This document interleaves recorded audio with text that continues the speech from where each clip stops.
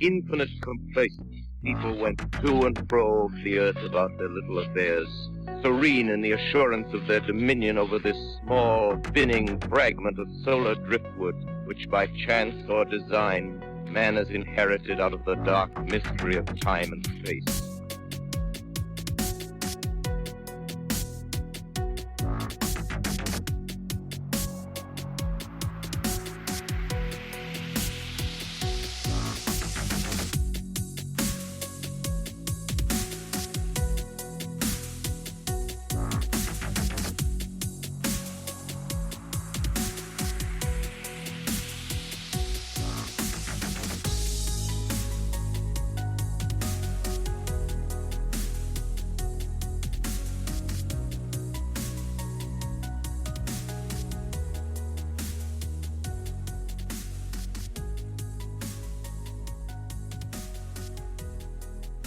So on this edition of Into the Fray, I am here with Tim Moon and his brother Joe.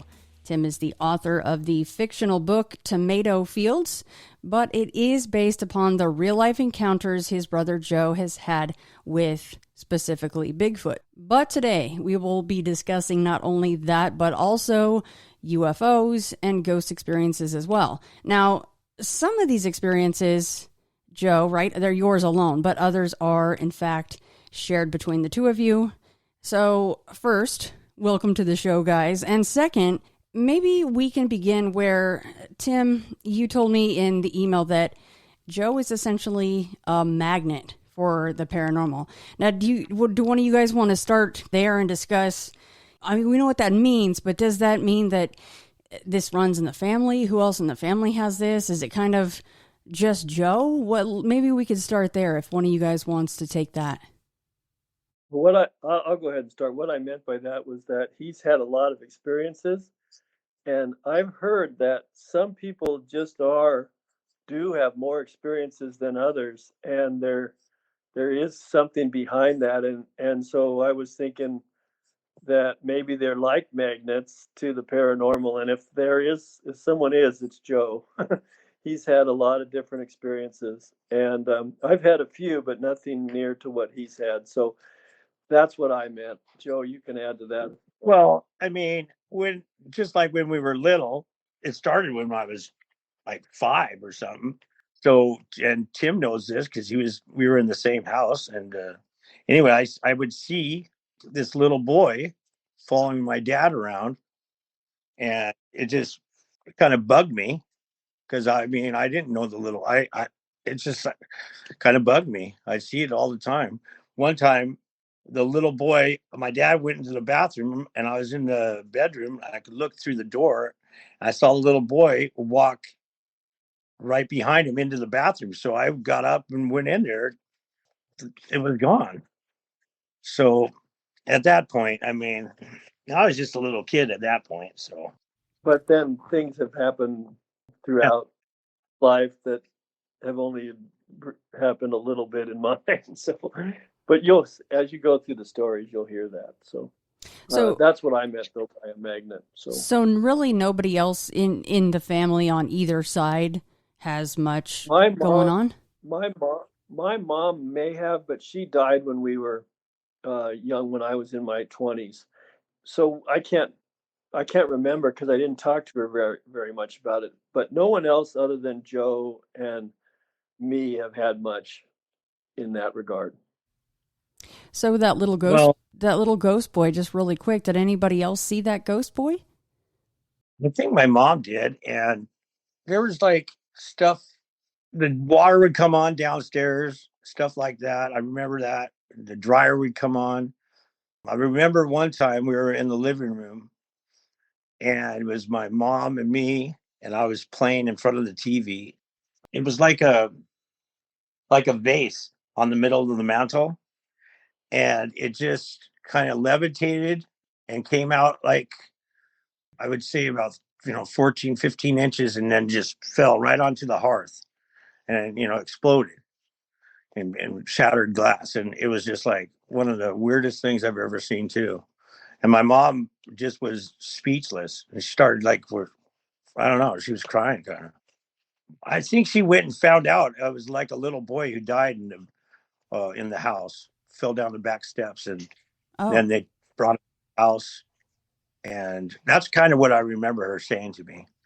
Yeah, I think he told me that too, that she went and looked it up downtown Seattle and found out that a little boy had died there. So I was too young to ask for confirmation of that and see the paperwork. That just wasn't in the cards, but that's what she told us. Yeah, that's what I remember too. So, like, he fell down the back steps. So So that was a little boy that I was seeing. That's the way I look at it, as I remember it all. I think that's actually and pretty cool that she took the time to go look into that. Not a lot of people do that. Yeah, she yeah, did. and the reason we did it is because they did a Ouija board thing, which just I'm not endorsing that.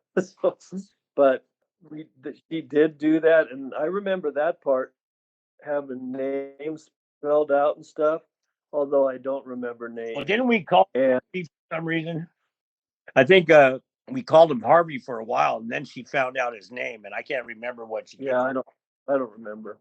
But we always had Harvey the ghost in the house because it was always turning the water on, or the washer or the dryer would come on by themselves downstairs, and that downstairs was creepy as it is. I mean, the house is creepy. It's in Magnolia. It's just, that's over in Seattle, up on the hill. But it was built in like 1909 or something. Yeah. So, and this was the 30s, I think. So when that happened, when the little boy supposedly died. It's definitely haunted. There's just no doubt in my mind. But it wasn't in a scary way. No. I was never scared. Oh. And I was more mad when I lived there at the little thing. You were mad? Well, kind of, because I wanted to be with my dad. I was kind of jealous of it. It was always following him. Yeah, because he got to be with your dad at all times, especially since your dad couldn't even see him. So he got to go wherever he went. Yeah, I was pretty young then. Now, did this get brought up to your dad, and what did he say about it? No, he was a truck driver, so that's why you only get him for so long. He'd be home and then gone for a week. Mm-hmm. I never honestly heard him say anything about it. Only Mom, and then I had my own experience, and then I heard an experience both my grandma and my aunt had when they were living there, when they were staying with us. But I never heard Dad say anything about it. I didn't either. But he wasn't around. He's always gone on the road. Now, your grandma and your aunt, did they actually see him, or it was more this stuff is moving or turning on and off? Well, my grandma was in the bedroom where the guest bedroom is, and she heard something under the bed, so she got out and looked underneath the bed, and there was nothing there. And then she got back in bed, and then she heard it again. And I think the third time she got up and got dressed, called a taxi, and went in the front room and waited, and that was it. She was out. Oh, yeah. Don't blame remember. her. So she didn't want anything more to do with it. And then my aunt said that something lay down next to her in the bed. I'm sorry, I can't remember exactly because it's been a while since she told me that, but she had an experience in the same room. But I don't think she was necessarily scared of it. But was that Aunt Finny? Yes. Do you know it better? No, I don't. I remember not being very comfortable there. Yeah. There was one time where I was in my bedroom, it's just off the bathroom before you get to the living room. Anyway, I'm not going to explain the whole room, but I heard something in the kitchen moving pots and pans around. And I sat there it had to have been 20, 30 minutes just listening to that. I do not know why I didn't go into the kitchen and check it. I don't remember being particularly scared, but everyone was asleep, and I knew there was nobody up, and those pots and pans were moving around. There was a lot happening. I remember that very, very clearly. And then I just went back to bed. It never happened again. It was the only time it ever happened, but definitely clear and interesting.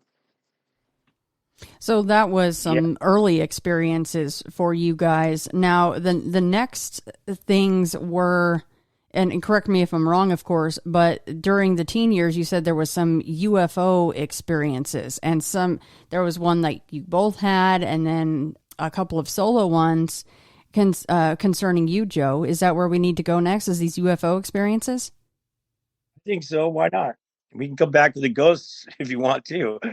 I firmly remember a couple of the UFO things that when we were over in Idaho, we go there every year, my mom and all our family. We'd all pile into a old Chevy or something, station wagon, and then we go to the drive-in.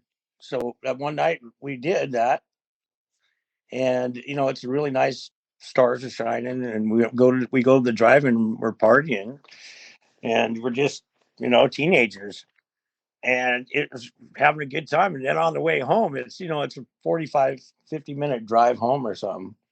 And then this thing starts following us, and Tim brought it up, so Tim can take some there.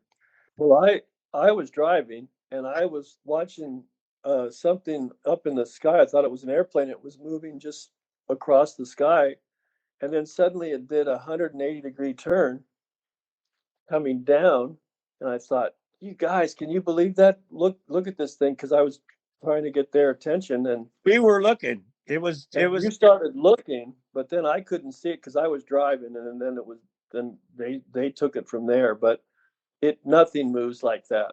That we we were, that we were all out, and he was driving pretty fast trying to get home, and it was just right on us. It never stopped us, but it was there, right there, and it just kind of would shoot around, so it would just be there and then come right back, and it was amazing. That's all I can say about that. And we were freaking out. We were all just yelling. Tim just get us home or get out of here. We were going really fast. I remember that too. How close do you guys think that it got? Well, it's hard to, at night, is. and that's pretty hard to say. I mean, I don't even want to. It was close enough where, oh my God! I mean, you could. I can't even explain it. It was just close, and then it was gone, and then it would be closer, and then it was gone. Oh, it's very, very weird. Now, did it It was one of ever get close enough, or maybe the light is? I may answer my own question. Maybe the light was blocking, but did you ever get to see the shape of the actual craft, if it was a craft and not just a light? Well, it was definitely. It was more like it's just like a ball light, but it wasn't a ball. It was more egg shaped, or more like egg shaped, but it wasn't a ball. It wasn't a ball, but it was all light. It was light, so it was pretty bright.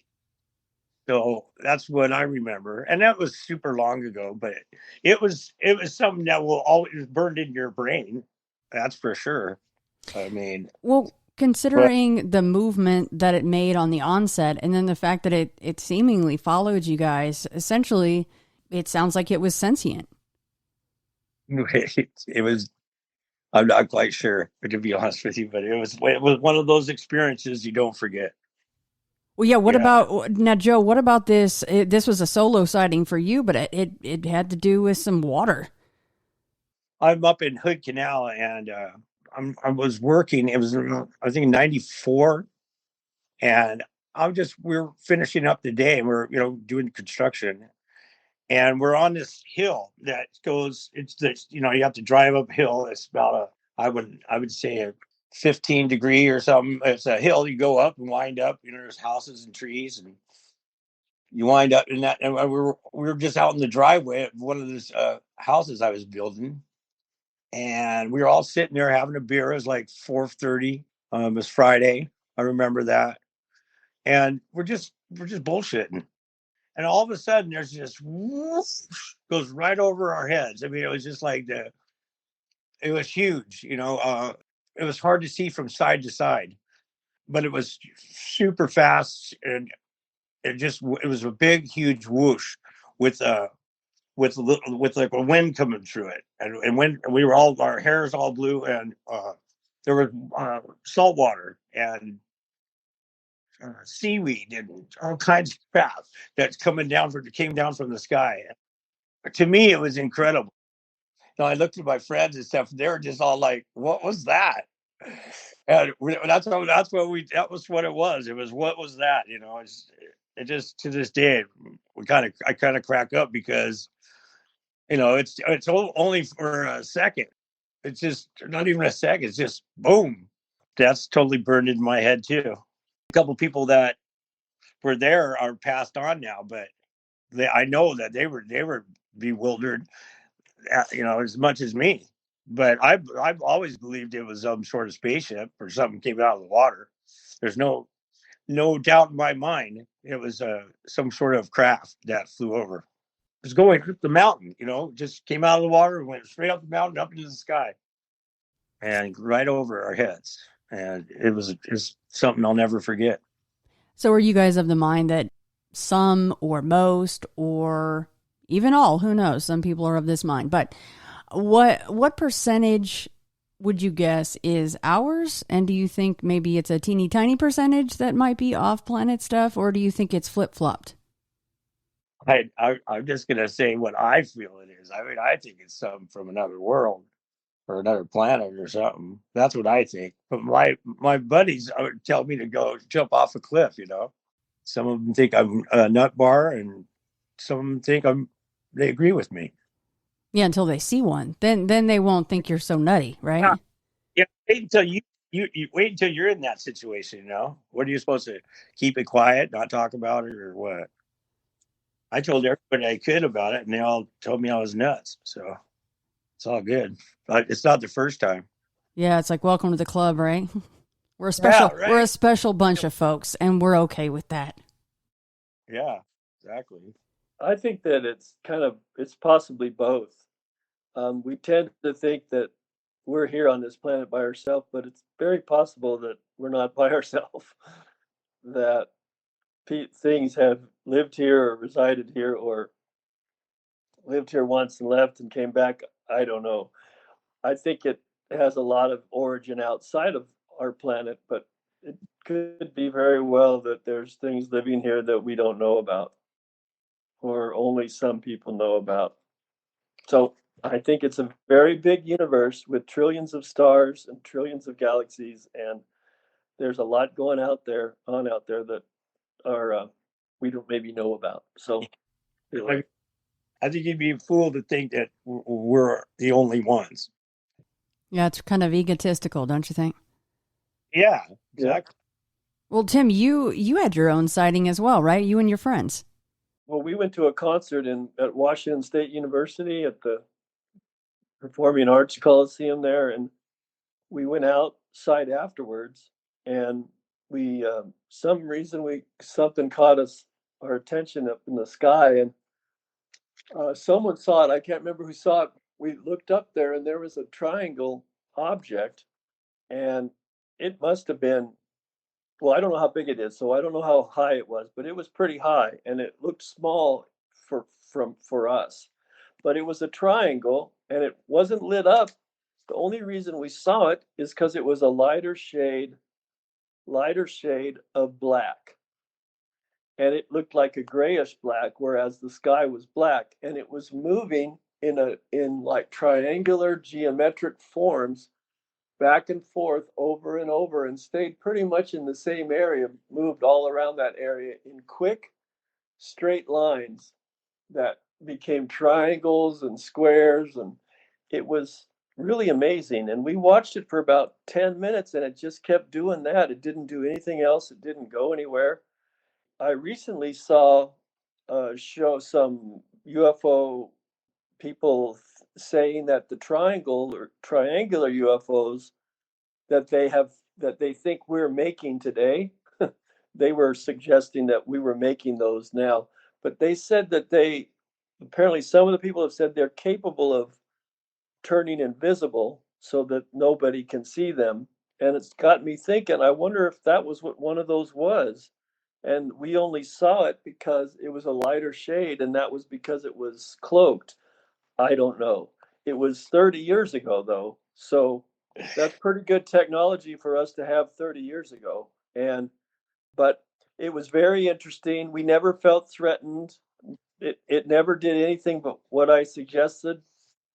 And we finally honestly got bored because it didn't do anything else, and we didn't know what else to make with it. So we kind of just got in the car and went home.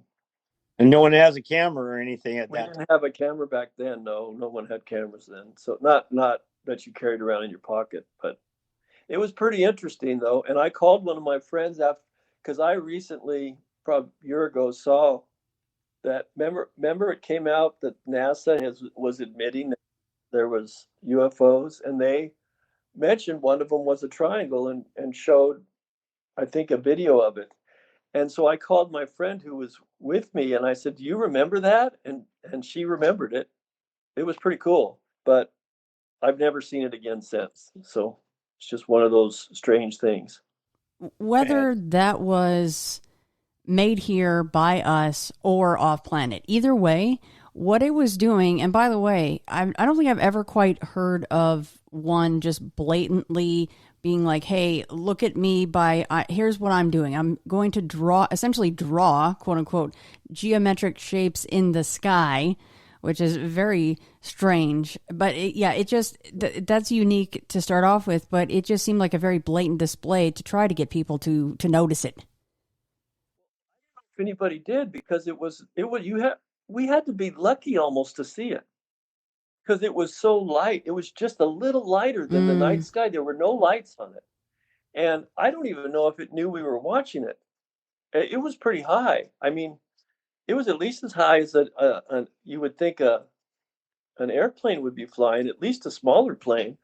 And it was just different. And it wasn't really drawing lines. It was just moving geometrically in those lines. Right. And so I don't think I would have seen it unless I think we pretty much got lucky to see it.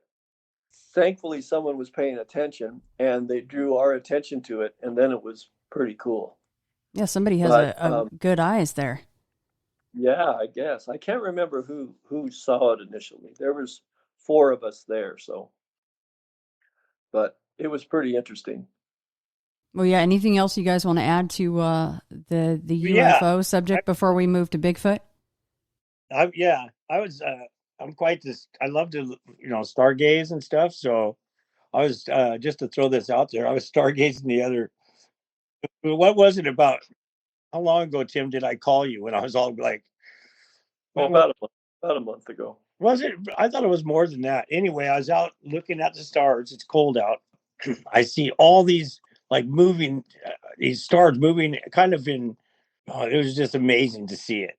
And then you just don't see it. They were all going in a line, little white balls of light. And I was just so freaked out. I called Tim and I go, "Oh my God, I saw something." And then I found out the next day it was SpaceX or something. But it was to see it, it freaked me out. So I'm always looking at the stars. Didn't you say they followed a line up into the sky and then disappeared? Yeah, I did.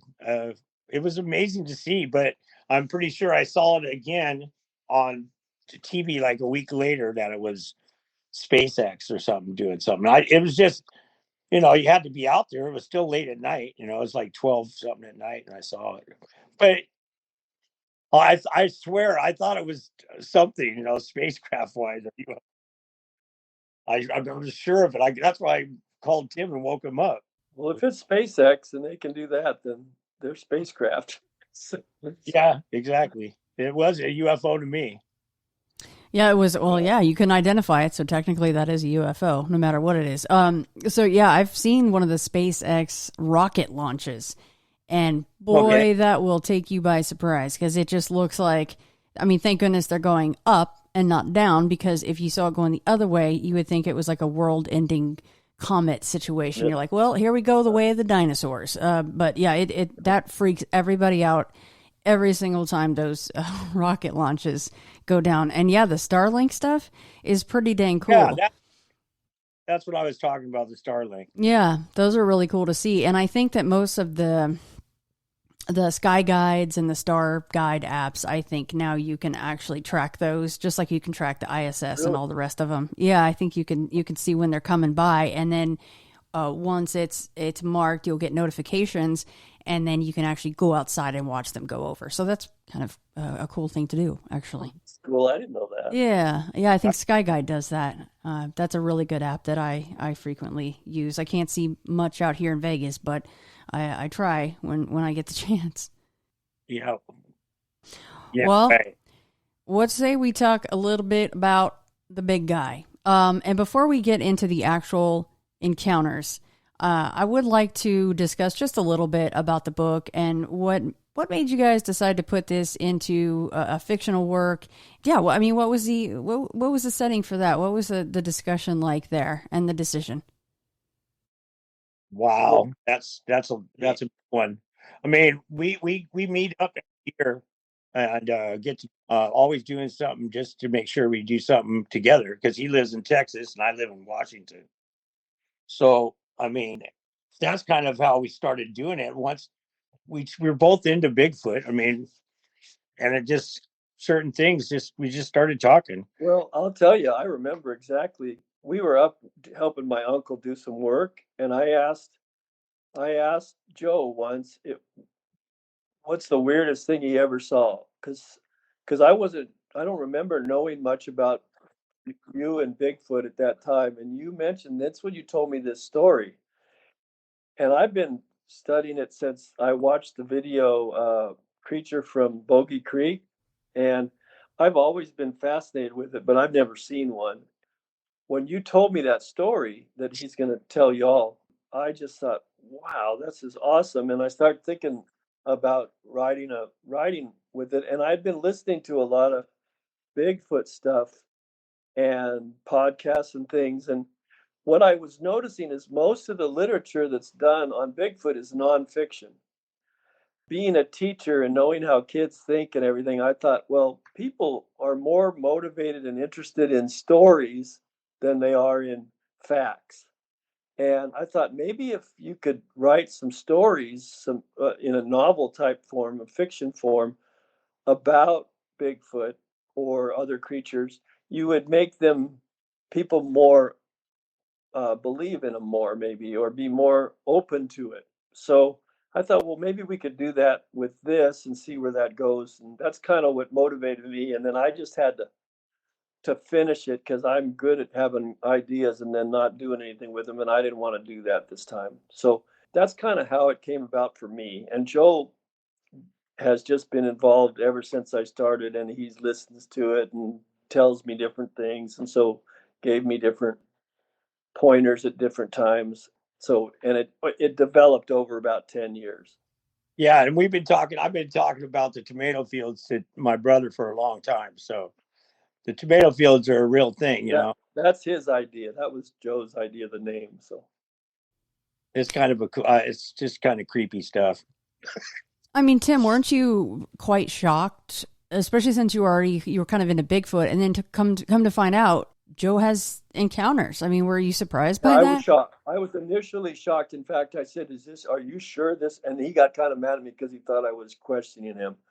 But no, the fact that I knew someone who had an encounter that was this amazing, I thought it was great. Yes, and I was a little shocked at first, but it was cool. It's very cool.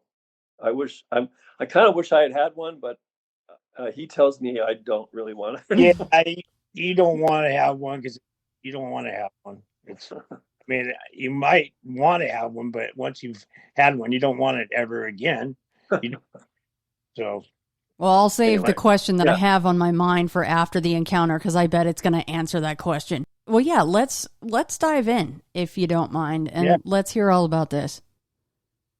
Well, it's a short story, but it's a real story. I've just bought a place up here. I was working on I had a trailer. I was working on the lights in the back of the trailer, and my house is on a hill. It's a good 512 pitch hill. You know what that means. I'm just out there working, and it's getting late in the day and stuff.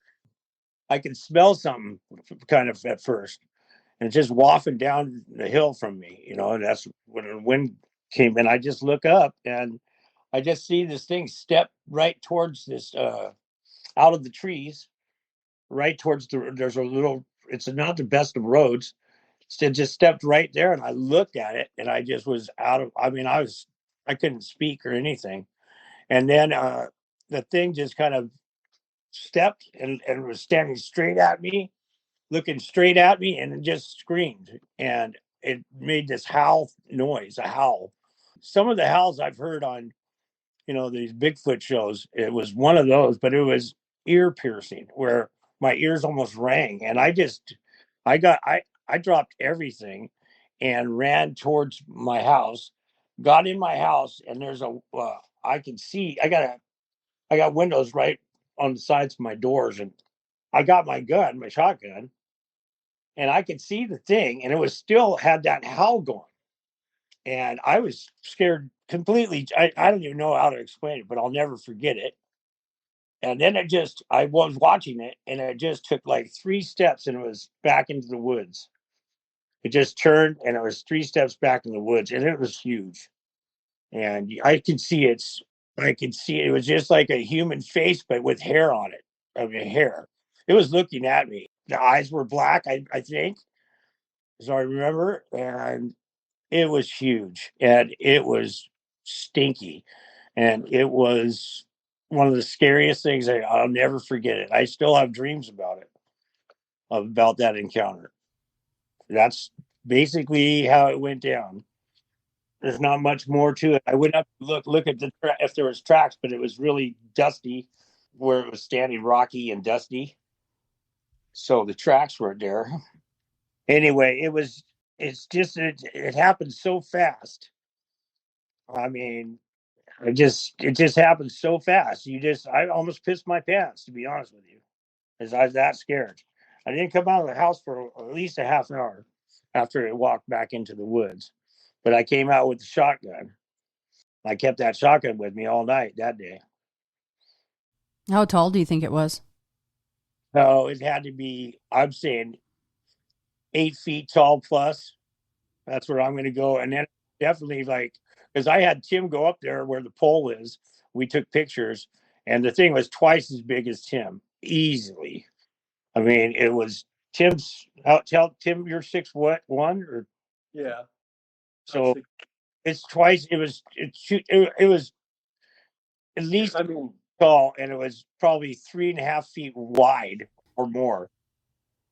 And it's black hair with black eyes, brownish or light black hair or something like that. That's what I remember. But I can remember the eyes were black and they were open. I mean, or they were just seemed like black holes because it was really far away. But it was a scary. You don't want to see that thing. So I don't know why I get to see it. I don't know why. I don't know why it was there. It's just, but it must be like I was telling Tim about the tomato fields. This is a long time ago. They used to dump that septic up on this hill, and they just dump it, and tomatoes would grow. Big tomatoes.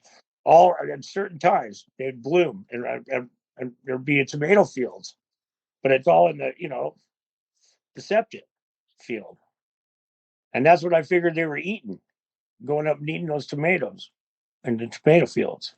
So I mean, that's my story about that. I mean, it happens really fast. Okay, so it steps out, and you can pretty much see it head to not really toe, but essentially, right, the whole thing. The whole thing. It absolutely stepped out and then stood there. It looked like it was just unbelievable. Yeah, it just stood there, but it yelled I started running when it was yelling or whatever it was doing, howling. It's more like a howl, and it pierced my ears. So and my ears were ringing almost. So I mean, it's kind of, I don't talk to it about this at all either to anybody because I don't want to. As Tim had to coax me into talking about this stuff. So it came back too, like a week later. I could hear it up in the woods because there was nothing but woods. Now it's all been cut down, and there's a couple houses now here. But back then it was all trees and brush. I mean, it's so thick you don't even nobody goes in there because it was too, it was just thick. Anyway, it came back. I could hear it up there going through and breaking branches one time. And I just had my shotgun. I just kind of stood my ground. I didn't run from it, but it didn't come down and it didn't yell. But I knew it was the thing, whatever the creature, Bigfoot. I mean, I guess it's a good thing you smelled it before you saw it, but it still didn't prepare you for what was about to happen. So I guess, I mean, I can certainly understand why you would say, yeah, don't really want that on my property, especially since you're up there by yourself. Okay, so I have a few questions for you, Joe. Yeah. How long had you been living there at that point? Well, I bought the place in '94, and it's a half city block, and it's all the trees behind me from the house, and all the way up to the tomato fields. So it was probably, I had the property for probably 2 years before I saw that thing, or a year and a half. And you had been living there that whole time?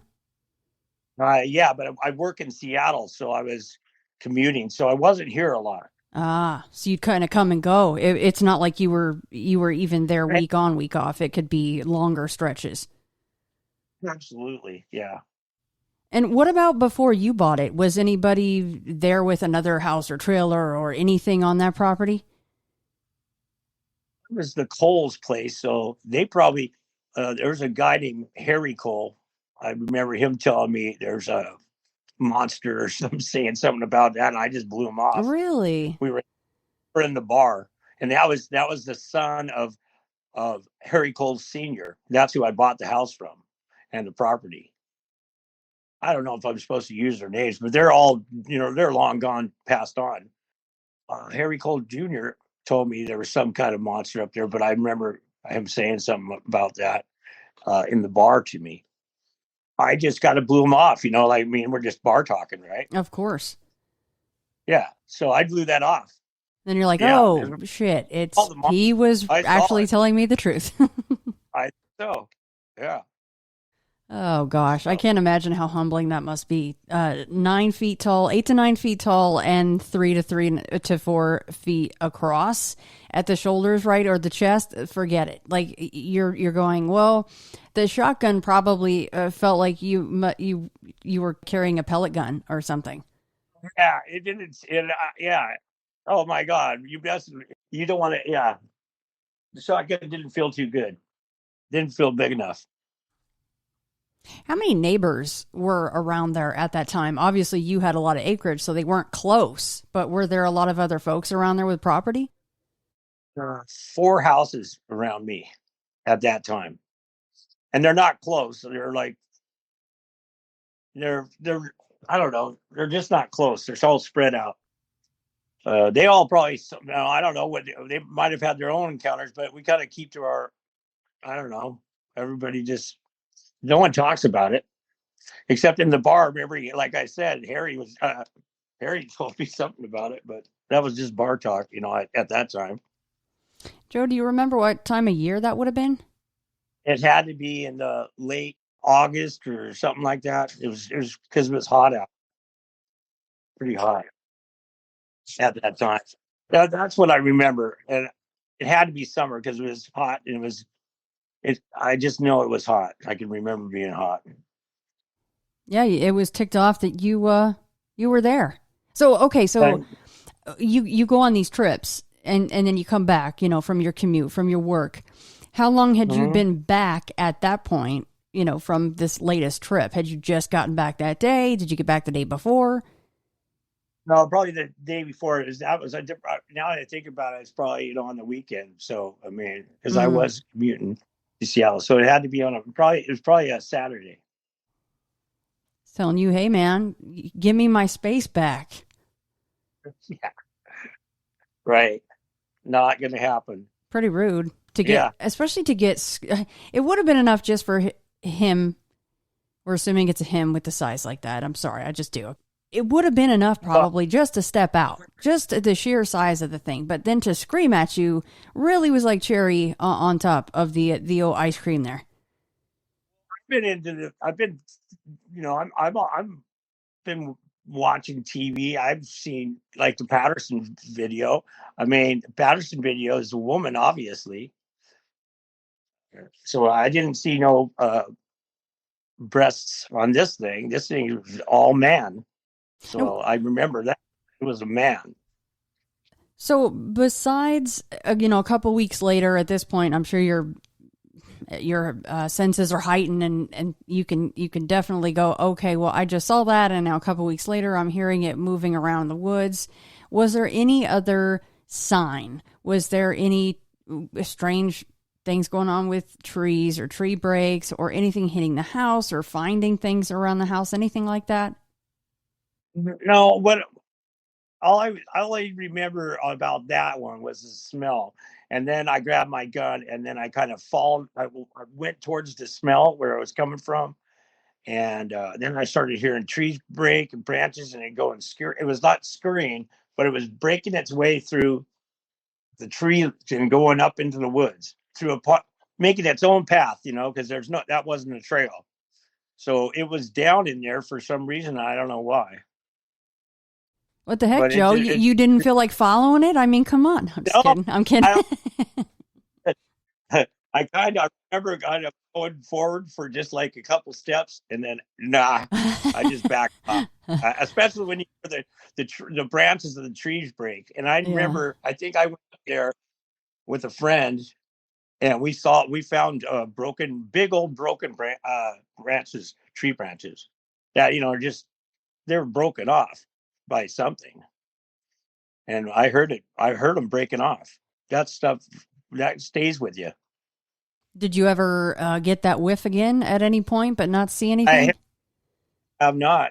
And now the trees and everything has been, they're all been cut down. It's like now there's houses up there and stuff. And so you're in the same place. I'm in the same place for since 1994. The address of the lady in the story is his address. Yeah. Oh, really? That's right. Yeah, it's my address. Yeah, it's pretty cool. And a lot of stuff about Tim's book that he wrote, I just love it, is about where I live. So that's the fun part about it. You're not worried about Bigfoot kooks coming around? And I mean, I know there's not a lot of forest there, but still. Yeah, I'm not worried. Then the shotgun comes in handy, see? Yeah, got a lot more than that shotgun, too. Amen to that. Yeah. It's sad to hear, though, that a lot of the forest has been cut down. I know that's just the way of things, but that's sad. Yeah, it is. But, I'm a builder, too, so it just comes with the territory. It does. I mean, all right, so Tim, you hear this story for the first time, and then obviously you hear it many, many times again and again, and then again in your head as you're writing this fictional story and molding it the way that you want to mold it. But so you do still think to this day that you would, even though hearing Joe say, you don't want that, you don't want to see this, essentially saying it's a friggin' monster, you're still of the mind that you would want a confirmation experience? Well, I suppose it depends on how and when. I would like it if it was a degree of control you could have over that. But what are the chances of that? So I know I have a really healthy respect for these things, and they are wild animals, and so you got to be super careful. So I would love to see one, but I would prefer it be in a situation where there was some control on my part and some protection. But if you could choose that, does that make sense? Oh, 100%. I've said that too. You can't choose your encounter; it chooses you. But boy, it would be nice to be able to do that. Because look at Joe. I mean, he's to many of us, he's struck gold. But to him, he's going, really? I live here. I don't want this. I don't want to see this and know this is in the backyard while I have my back turned. And here comes this essentially monster-sized creature that could just make you into a Louisville Slugger against a tree, right? That thing wanted to come down there and busted through the door in a second and grab you. And right. Yeah. I mean, if it wanted to, so I don't think, I don't know what its deal was, but oh my God, I have bad dreams about the thing breaking. Well, Sure, I've had bad dreams like that. Just comes in and grabs me, you know. Well, since I've read a lot of stories and heard a lot of stories, and I think that based on that and what Joe said, I think it was heading down to the water, and Joe got in the way. And I also think that's just what I just wonder that. I don't know for sure, but I've heard that they emit the smell as a warning, that they don't, that that's something that they do, that intentionally do. And then the scream is obviously a warning, but like Joe said, it could have probably turned his trailer over. So it would easily break in a door, but they don't do that. I mean, they tend to be the one that backs off in a lot of the encounters that I've read about, which you would think if they were really crazed and wild that it would be the opposite. But again, we only hear about the ones that survive. That is true. Maybe there's other stories that we just never hear that don't turn out so well, but it's just a fascinating subject. So seeing one would be, I would love to see one, but I'm just not sure. Just to let you know, like there's a freshwater creek that goes like through it's underground creek, but it's right on the ground. It comes kind of through the property. So maybe it's just getting water too or something. I don't know. Yeah, it could have been. Yep. Absolutely. And there's all kinds of deer and everything around you, or was. I mean, they're still here, the deer. They come right through the yard and there's an apple tree and picking and eating the apples. So, I mean, who knows what it was doing, you know? But I haven't seen it since. So, and I haven't even smelled it since. So, but I would get quivers when certain time of night and stuff. I mean, there's deer. Oh my God. I keep my head on a swivel. I mean, Joe, didn't that in a way when it happened? I mean, you obviously, it sounds like you still occasionally have the nightmare about it, but back then, did it change your day to day at all? You going out at night or your quality of sleep, anything like that? Oh, totally. I just stopped. I didn't go out. I would go into the woods a lot, you know. I like to camp and stuff. I just kind of changed me a lot about that. I just don't do it no more.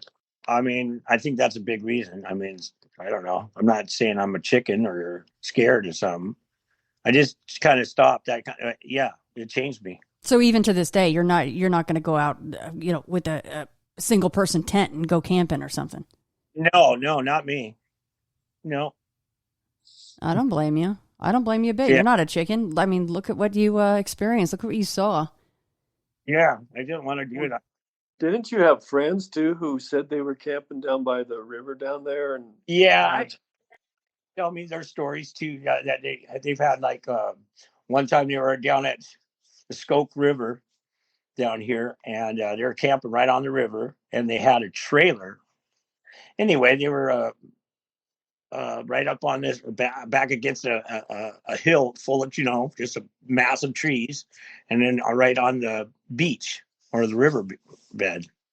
And that's where they were camping. And anyway, they were at the fire pit and stuff. And then these big something was getting, it goes kapoosh in the water right in front of them. And so it had to come from out the tree line.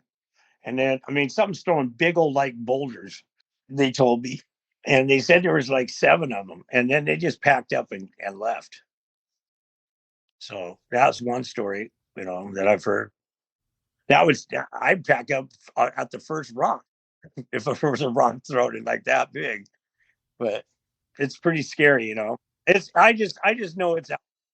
So definitely in far out places by the water or the riverbeds, they're there. Especially over here in the Olympics, the Cascades, the Olympic Mountains are full of them. I believe. Well, we know that Tim was interested in Bigfoot even prior to hearing his own brother's story. Well, what about you, Joe? We're at this point in time, you've had your sighting, but all those years before that, were you at all interested in Bigfoot?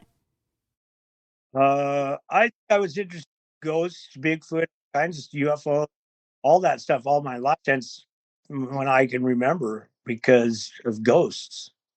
I mean, I've seen ghosts, and I see them. To be honest, I've seen them in my own house right here. There's a ghost story. There's a ghost here. one of the Coles family, or I don't know if it was the Coles, maybe it was someone before that, but they killed himself in one of the rooms of this house I'm in. When I bought the house, the old man told me, he goes, see bowling ball here? I go, yeah, and it's on the corner of the house. And he says, don't move that bowling ball.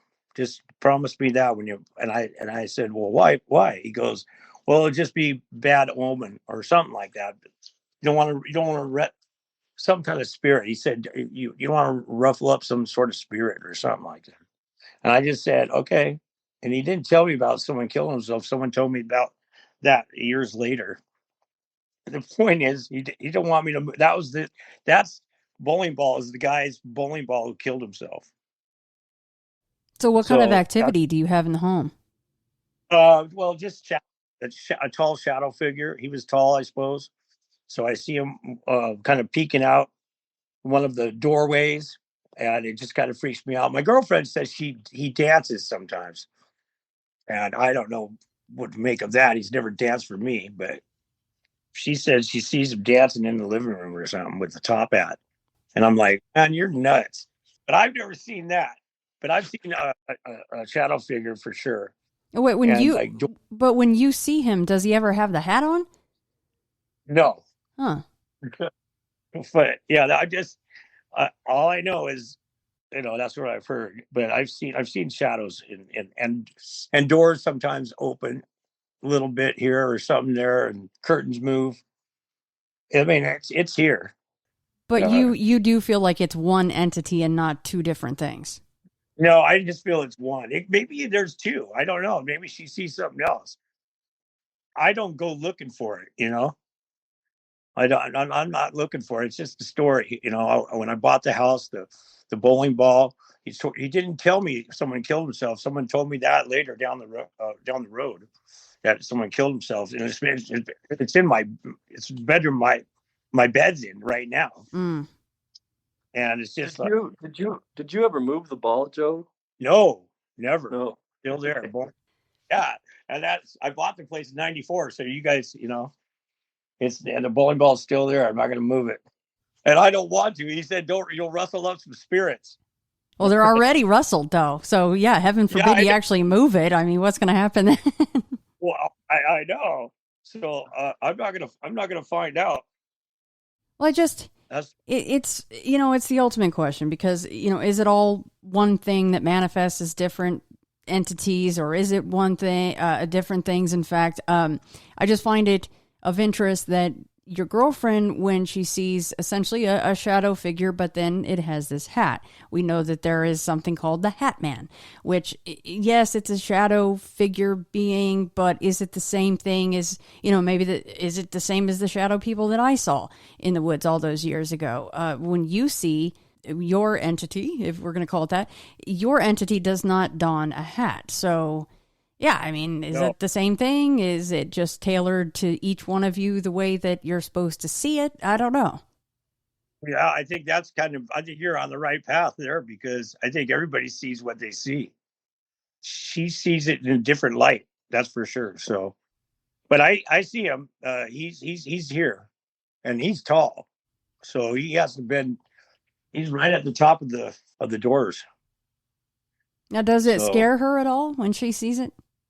She's not scared. I guess I've had a girlfriend that was kind of scared of one, but this girlfriend of mine, she's not scared. But you guys, neither one of you or anybody has ever woken to it standing over the bed or anything foreboding like that? Like that. So I don't know. That's why I moved the bowling ball. yeah. Make sure nobody friggin' touches that, man. Like, never hire like a cleaning person or a moving person or anything. And you're like, listen, leave that thing alone. Don't even look at it. Don't even look at it. That's right. Sometimes it's good to take heed of advice, right? Yes.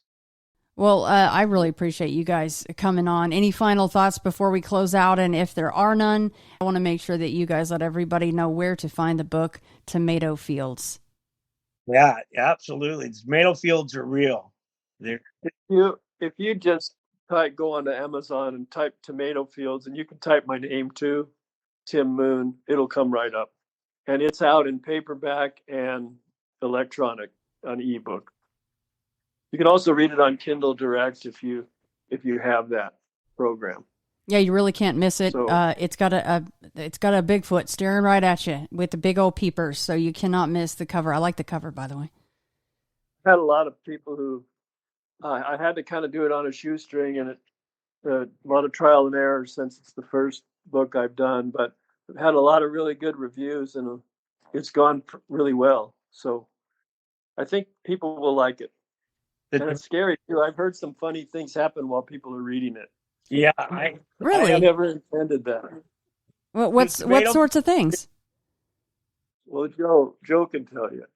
Oh, well, I have this ex-girlfriend, and she said she was in the bathtub or something reading the book, and all of a sudden, I mean, this water burst behind the toilet and then came and shot over at her. And right during the scariest part, she jumped out of the tub and was just all over calling for her boyfriend. And that was just one thing, but that's one thing I heard. And anyway, there's a couple other ones, but I can't really go into it.